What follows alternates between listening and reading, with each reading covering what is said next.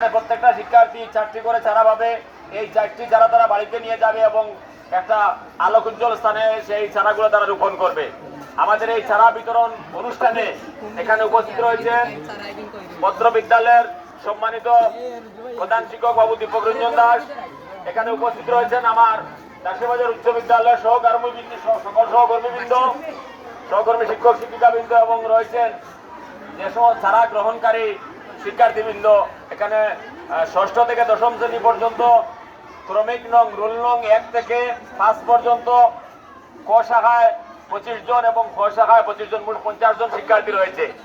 প্রত্যেক শিক্ষার্থীর হাতে 4টি করে চারা তুলে দেওয়া হবে এবং সেই চারাগুলো তারা নির্বিঘ্নে নিয়ে রোপণ করবে।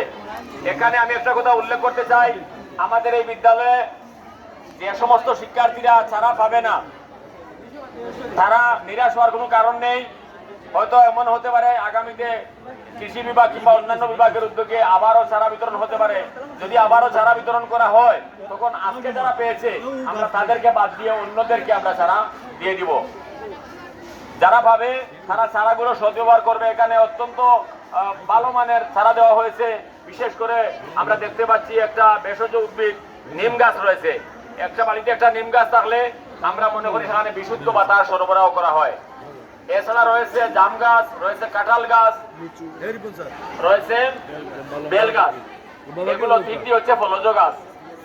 আর একটি করে বাড়িতে ধরলেই আমরা সবাই, বাড়ি কেন আশপাশের অনেকেই প্রতিবেশী সেই ফল আমরা ভোগ করতে পারবো। আমি সকলকে ধন্যবাদ জানিয়ে এখন আমাদের এই চারা বিতরণ অনুষ্ঠানের শুভ উদ্বোধন ঘোষণা করছি এবং চারা বিতরণের পূর্বাহ্নে দুটি কথা বলার জন্য আমি সবিনয় অনুরোধ জানাচ্ছি ভদ্র বিদ্যালয়ে